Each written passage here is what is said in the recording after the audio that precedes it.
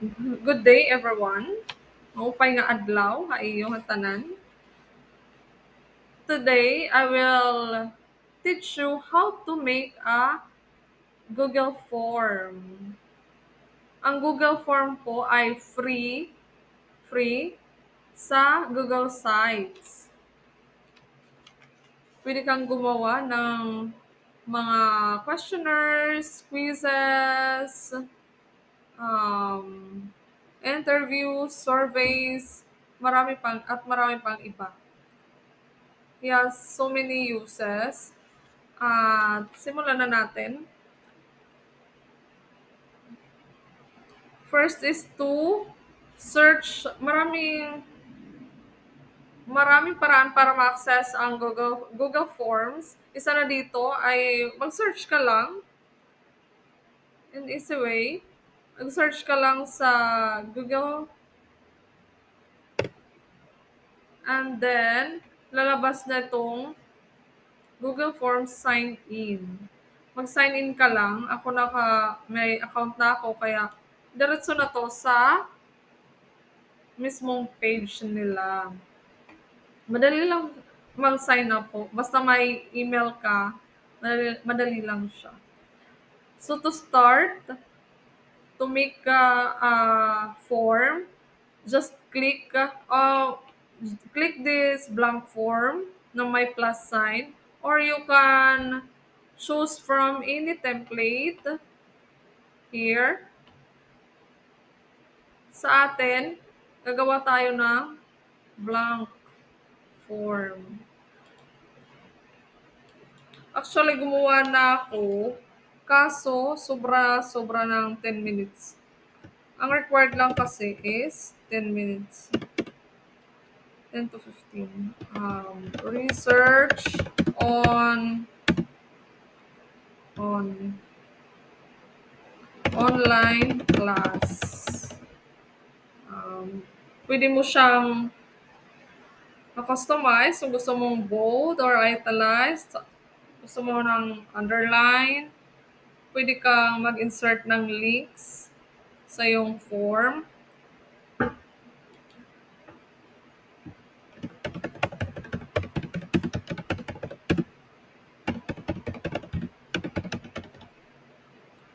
Okay. Marami siyang features. Nagdagdag na tayo ng title and descriptions. May settings po siya. Just click this palette para mag-customize ka ng themes. Pwede kang pumili ng font style, font size, tapos color ng iyong background. Okay, I like blue, so let's make it blue. And then, another features are you can use duplicate icon to copy questions. This one, you can duplicate icon to copy questions. Use the required toggle para kailangan talagang answeran ng respondents ang question na to. Hindi siya optional. Required siya. And then, you can add section. Just click here. Kung karag name. Kung gusto mo ng sections, ito pala. Tapos kung gusto nyo mag-add ng questions, just click the plus button. Okay. So marami siyang features. Pwede kang gumawa ng iba't ibang questions na pwede kang na answeran, pwedeng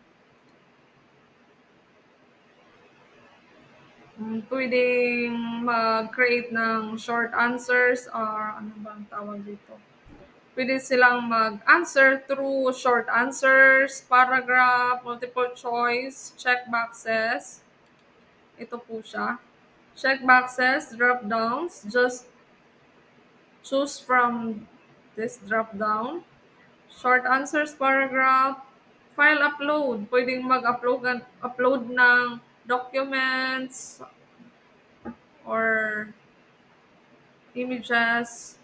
ang inyong respondents.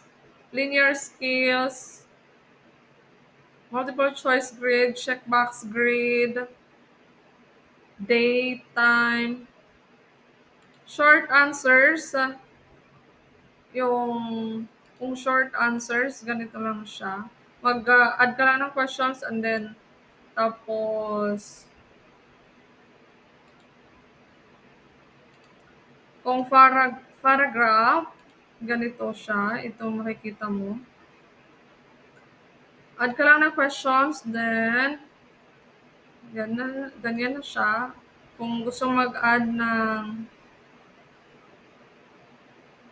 question, ganyan. Click mo lang to and then you can choose again. Check boxes. Add ka lang ng questions, tapos make options. You can add options or you can make a drop down. Add ka lang ng questions, then options again. And then, file upload. Ganyan. Continue mo lang. And then,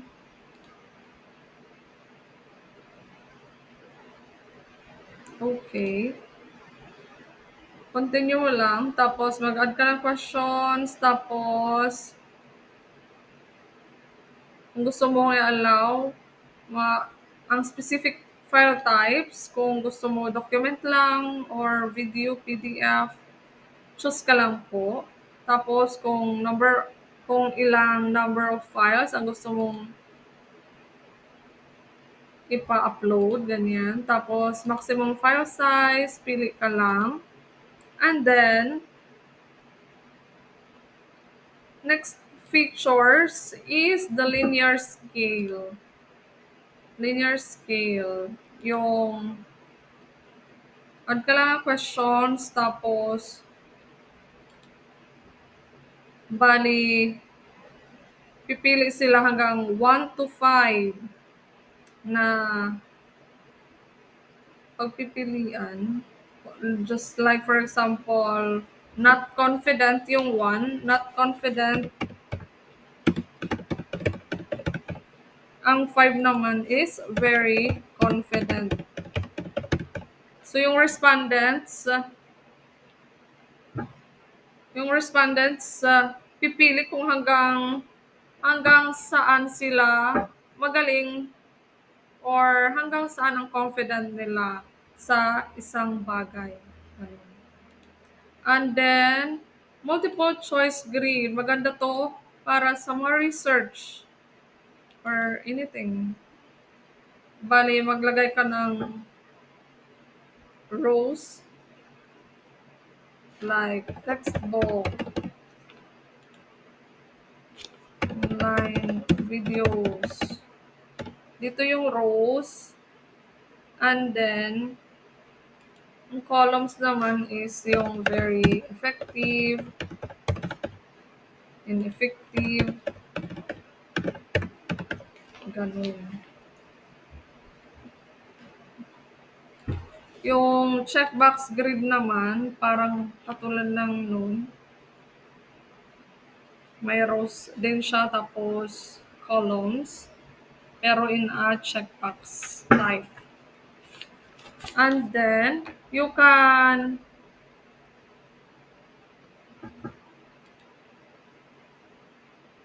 may feature din siya na date. Kung gusto nyo malaman kung kailan niya fill-upan yung form mo. Ganyan, date. Question ka lang kung kailan. And then, yung respondents,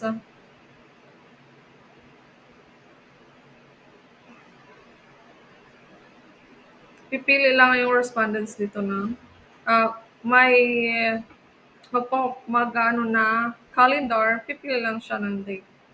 Ganun. Tapos, sa settings naman, pwede nyo,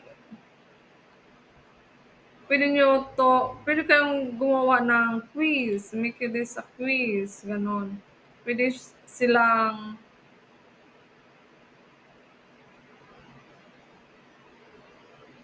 pwede kang mag agad-agad mag-grade sa kanila after submission.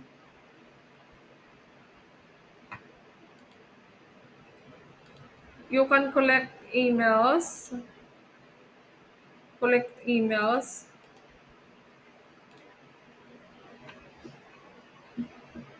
and send the responders a copy of their response when requested or always. Kung gusto nyong i-allow na ang response makaka-edit ng kanyang sinubmit na form, pwede nyo i-allow. Kung ayaw nyo, i-disable nyo lang. And then, click lang yung eye icon, itong eye icon, para makita nyo ang preview ng inyong ginawang form, and or pwede nyo ring i-send, i-publish, tapos i-share ito, bali pag pinublish nyo na, ganyan, pwede nyo i-manage.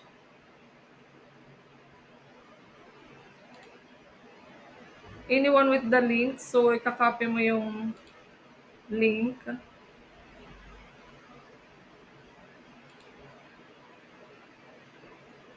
Copy responder link. Ganyan. Shorten, pwede nyo i-shorten ang URL para hindi masyadong mahaba. So, copy nyo lang, and then, you can send it to your respondents. May ginawa na ako kanina, yung research and online class. So, andito na siya. Kung maglagay ka ng date, ayan. Diba? Amazing. Dati ako lang yung fill up nito. Ngayon ako na yung nag-create ng form. Ito yung checkbox grid. Checkbox grid. Ganito na siya. At ito ang multiple choice grid. Ganyan. Ito yung short answer na question, paragraph, tapos multiple choice, check boxes, drop down, ganyan. Tapos add file upload. And then the linear scale. Ito yung linear scale. So, click nyo lang kung anong option ang gusto nyo. Ganyan po ang paggawa ng Google Form. Thank you po sa mga nanonood. Thank you and God bless. And then submit me. Salamat.